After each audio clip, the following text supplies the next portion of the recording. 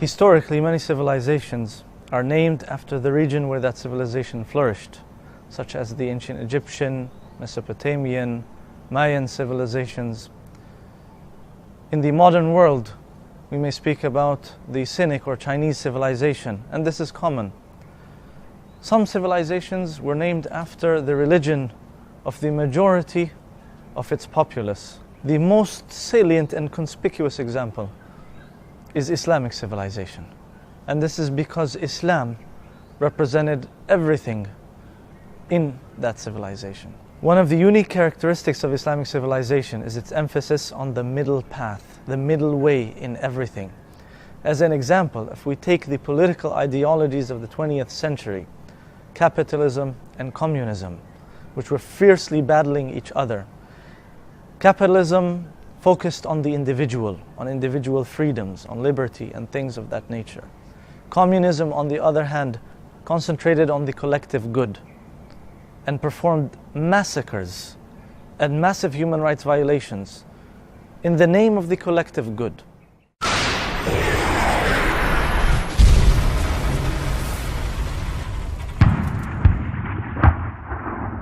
Religion, or Islam as a religion, is the systematic way of living, meaning that it's going to organize the whole aspect of life of human being it education, economic, social life, cultural output, all that are to be guided by the Islamic world view. Hence, politics specifically, it is not out of Islam as a religion. Now, if you look at the civilization in the Far East, the Islam have made a lot of changes. From people who are very self-centered, people who only talk about their own group of people. Now they are very open, they become more global, they accept that everybody is like a big family. Before, people are very racist. Today, people are more open-minded, that we should share with each other, we should care for each other. Yeah, civilization of Islam have made a lot of people feel secure, feel peace, because that is what Islam wants everybody to feel, that peace is for everybody, justice is for everybody. So civilization of Islam is not just talking about ritual, about prayer, about family, but you talk about the whole system of the society.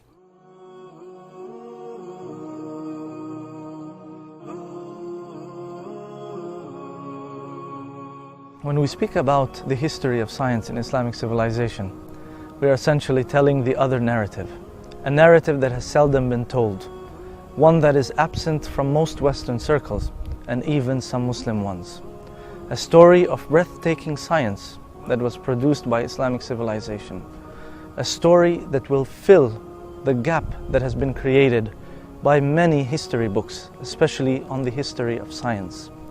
A gap not of a decade or two, but of more than a millennium of diligent work and scholarship.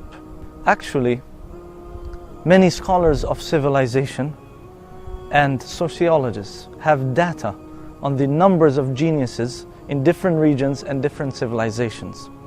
And it is interesting that it is in this period that most history books omitted that we find the preponderance of geniuses in Islamic civilization.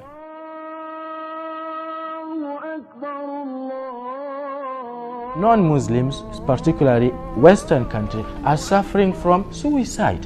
Why? Because they are focusing maybe on the material existence. How about the other side of human being?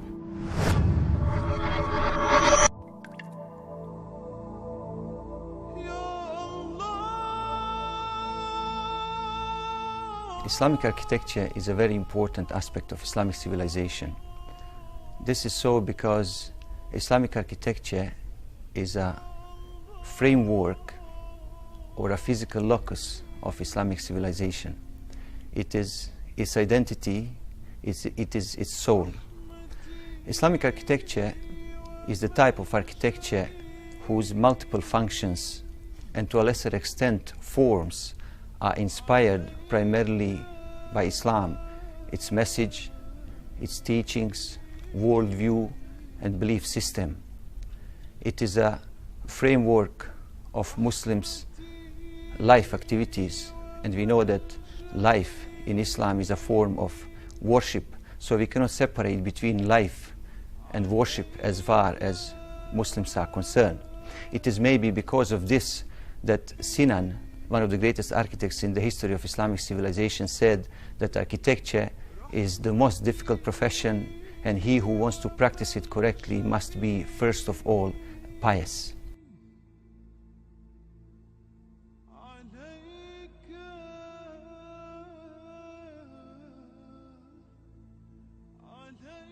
It is most interesting that many of the scientific discoveries that are usually attributed to Western scientists today were actually developed or invented centuries earlier by Muslim scientists in the golden age of Islamic civilization.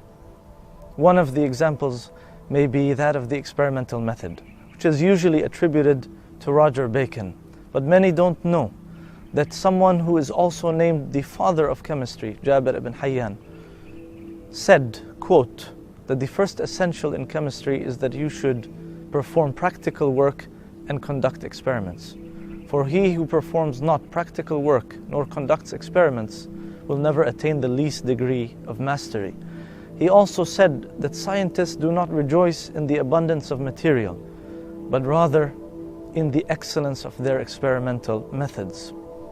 If we come to the field of mathematics, you will find the slew of Muslim scholars and scientists developing mathematical concepts.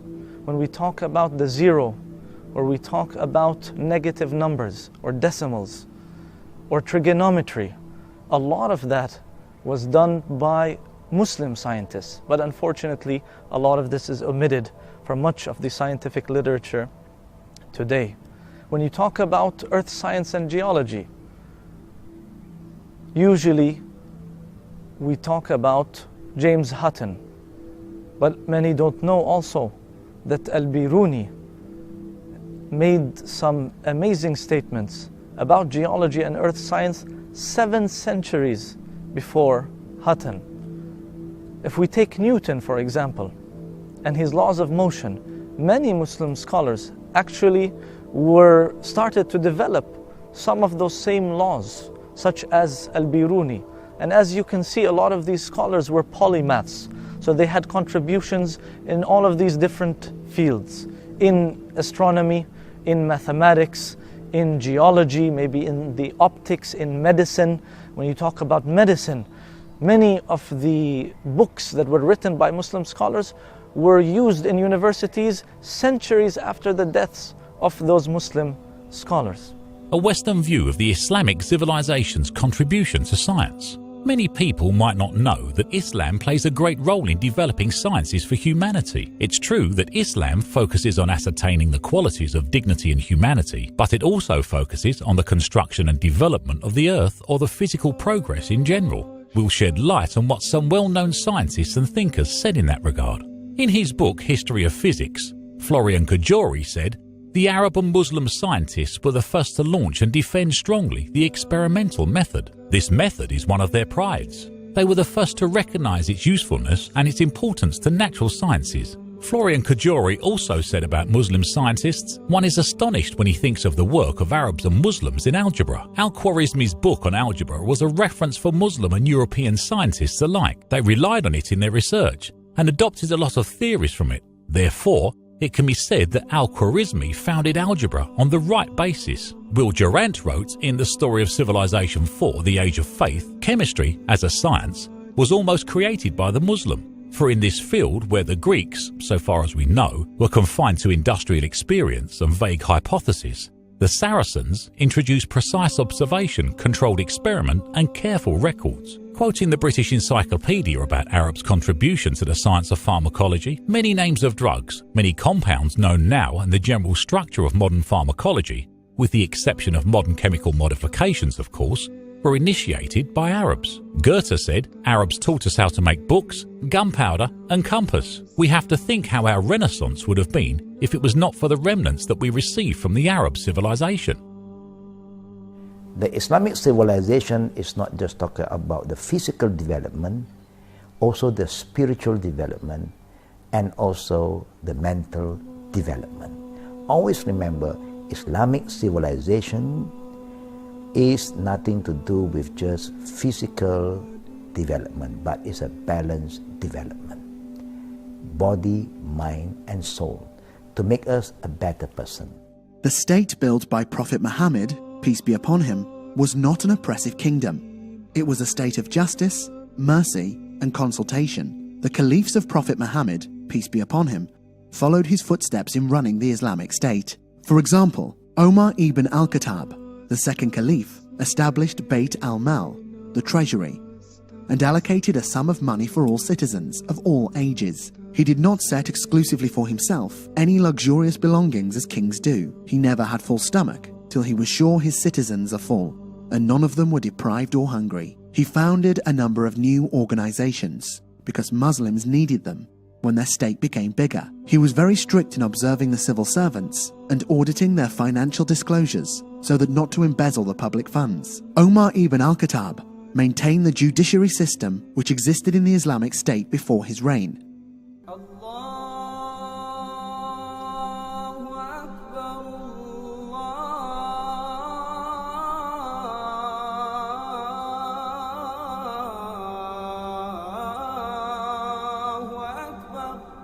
As Islamic civilization stressed the middle path, the focus, in addition to the divine, was on the human being. The human being as the creation of Allah, the creation that He honored and that He required to construct and build life here on earth. The human being that would create a human civilization, a civilization that focused on the human being as the subject of development, a civilization by humans and for humans that realized and respected humanity, that focused on important social concepts like justice and social equality and freedom, things that Allah Almighty commanded in the Quran and through the teachings of Prophet Muhammad, peace be upon him. On the other hand, He forbade vices like injustice, like violation of people's rights.